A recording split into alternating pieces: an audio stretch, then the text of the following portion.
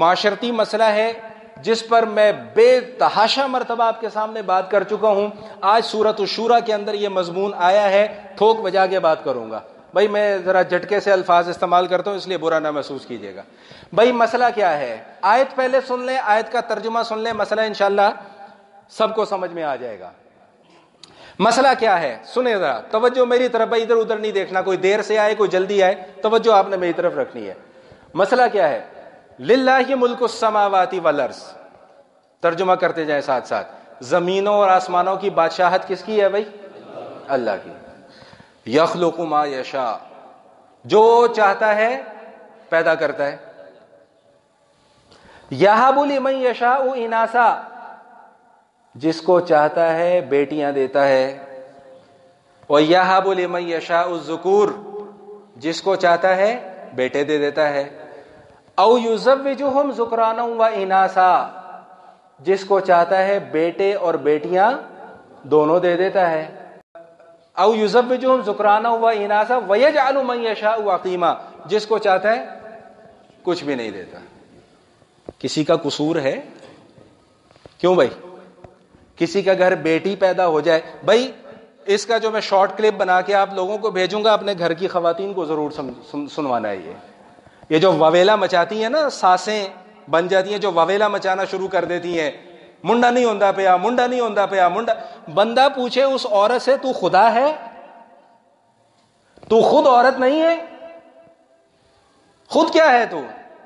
یہ خدا کے فیصلے تم نے کب سے کرنے شروع کر دیے؟ اللہ پاک نے اس معاملے کو جب اپنے اختیار میں رکھا ہے تو تم اس مسئلے کو بنیاد بنا کر, جو ایک فطرتی مسئلہ ہے, جو ایک قدرتی مسئلہ ہے, دوسروں کی بیٹیوں کے اوپر ظلم کے بازار گرم کر دیتے ہو. شرم نہیں آتی؟ میں اس لیے ہمیشہ یہ جملہ عرض کیا کرتا ہوں کہ عورت کی سب سے بڑی دشمن عورت ہے خود. کوئی اور عورت کا دشمن نہیں ہے. جو عورتیں جو رونے روتی رہتی ہیں نا, جی ہم پر ظلم کے پہاڑ ٹوٹ رہے ہیں, مردوں نے یہ کر دیا, مرد کچھ نہیں کرتے. عورت کی سب سے بڑی دشمن خود عورت ہے.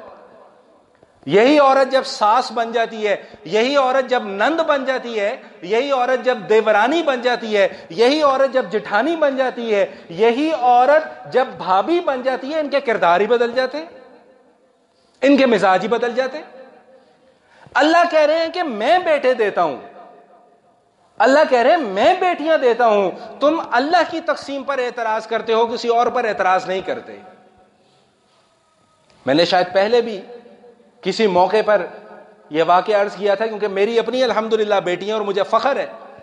میری جب تیسری بیٹی پیدا ہوئی تو ایک خاتون آ کے کہنے لگی, جی بس جی اللہ دی مرضی. میں نے کہا کیا اللہ کی مرضی؟ میں نے کہا بیٹا تیری مرضی سے پیدا ہونا تھا. کیا مطلب تم لوگوں کا یہ جو جملہ بولتے ہو کہ جی اللہ کی مرضی؟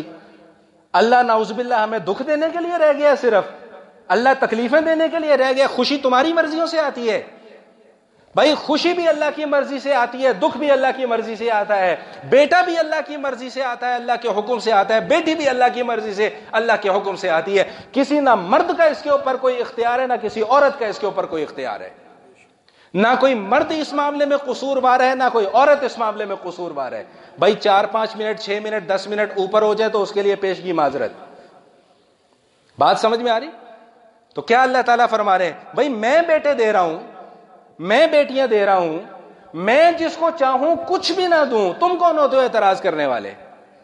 تمہیں کس نے یہ اختیار دے دیا کہ تم خدا بنو؟ تمہیں کس نے یہ اختیار دے دیا کہ تم خدائی معاملات کے اندر براہ راست دخل اندازی کرو؟